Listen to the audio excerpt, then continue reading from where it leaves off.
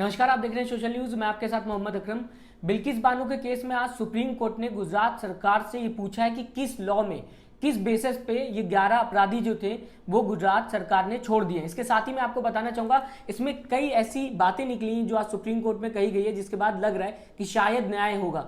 दरअसल बिल्किस बानो के जो अपराधी थे उनको छोड़ दिया गया था, जिसके बाद लगातार मीडिया के अंदर बिल्किस बानो न्यूज को काफी लोग देखना पसंद कर रहे थे, क्योंकि एक ऐसी महिला जिसके साथ गैंगरेप हुआ हो, उसके पूरे परिवार को मार दिया गया हो, उसके साथ पूरी देश की जनता जो थी वो खड़ी हुई दिखाई दी। इसके साथ ही मैं बताना चाहूंगा, बिल्किस बानो ने यह भी कहा था उसे जीने का अधिकार चाहिए, यानी कि जो 11 अपराधी बाहर निकाले गए हैं उनको फिर से अंदर डाला जाए, क्योंकि उनकी सजा पूरी नहीं हुई हो। जी हाँ, होना भी चाहिए, क्योंकि भारत के अंदर अगर आप छोटा सा भी क्राइम करते हैं तो आपको 10 से 20 साल की सजा हो जाती है, जिसके बाद आप जिंदगी भर सलाखों के पीछे सड़ते रहते हैं। ऐसे में वो लोग जिन्होंने 14 लोगों को मारा हो और साथ ही साथ गर्भवती महिला के साथ रेप किया हो, उनको कैसे छोड़ दिया जाना चाहिए? क्या ये सही है?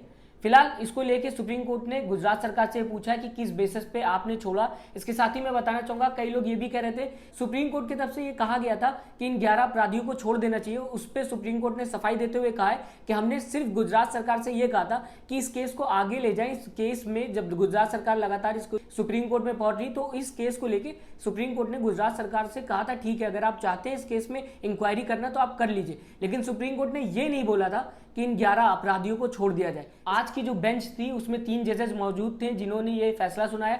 बाकी का फैसला आगे के लिए छोड़ दिया गया है, लेकिन इसमें गुजरात सरकार ने जिस तरीके से उन दोषियों को छोड़ा था उसके ऊपर सवाल पूछा गया है सुप्रीम कोर्ट में कि कैसे छोड़ दिया गया 11 दोषियों को। साथ ही मैं आपको ये भी बताना चाहूंगा कि 2014 में एक कानून बना था, जिसके बाद ये कहा गया था कि अगर इंडिया के अंदर कोई रेप करता है तो उसकी जो सजा होगी उसको कभी माफ नहीं किया जाएगा, जो कि बीजेपी गवर्नमेंट के अंदर बना था। तो अगर 2014 की बात मानी जाए, 2014 में जो कानून बना था उस हिसाब से देखा जाए तो इन दोषियों की सजा कभी माफ नहीं हो सकती। उसके बाद भी आज खुद की बीजेपी सरकार जिसने लॉ बनाया था उसी ने तोड़ के इन 11 दोषियों को आजाद करा दिया। मैं आपको ये भी बताना चाहूंगा कि पक्षकार को लेके दोनों तरफ से बोला गया है। जो दोषी हैं उनको भी बोला गया है कि अपने पक्षकार जो हैं वो लाइए, और जो महिला है जिसके साथ गैंगरेप हुआ था उसको भी कहा गया है कि आप अपने पक्षकार लाइए। यानी कि दोनों पार्टीज अब सफाई दे सकती हैं सुप्रीम कोर्ट में, क्योंकि सुप्रीम कोर्ट का मानना है कि अगर कोई निर्दोष है तो उसको सजा नहीं होनी चाहिए, और अगर कोई दोषी है तो उसको जरूर सजा होनी चाहिए। अगर किसी के साथ गलत हुआ तो उसके साथ भी न्याय होना चाहिए। तो सुप्रीम कोर्ट पूरी तरीके से साफ कर रहा है इस मामले को और अपने आप को पूरा क्लियर बता रहा है कि भैया आज भी इस देश के अंदर न्याय मिलता है। जहां पे 11 लोगों ने एक महिला के साथ गैंगरेप किया, उसके पूरे परिवार को खत्म कर दिया।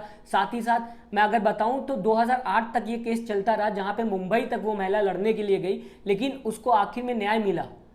तो सरकार, जो बीजेपी सरकार है, उसने उन दोषियों को आजाद करा दिया, वो भी उस दिन जिस दिन पूरा देश आजादी मना रहा था, 15 अगस्त के दिन। सोचिए किस तरीके से उस महिला के ऊपर बीत रही होगी। शायद इसीलिए उसने बोला कि मुझे जीने का अधिकार चाहिए। अब सुप्रीम कोर्ट इसमें आगे जांच करेगा। इसके साथ मैं आपको यह भी बता दूं, सुप्रीम कोर्ट ने गुजरात सरकार से सारे सबूत मांगे हैं, मतलब कि वो एविडेंस जिस वजह से उन 11 दोषियों को छोड़ा गया था। फिलहाल आप हमें कमेंट करके जरूर बताइएगा आप किस तरीके से देखते हैं बिल्किस बानो के केस को। बिल्किस बानो जिस तरीके से लगातार लड़ते हुए आ रही इतने सालों से, क्या उन्हें इंसाफ मिलना चाहिए कि नहीं मिलना चाहिए? आपकी राय मेरे लिए बहुत महत्वपूर्ण होगी। फिलहाल अभी तक अगर आपने हमारे चैनल को सब्सक्राइब नहीं किया तो जरूर सब्सक्राइब करें। अपना ख्याल रखें। नमस्कार। चैनल को लाइक, शेयर एंड सब्सक्राइब करें और बेल आइकन दबाना ना भूलें।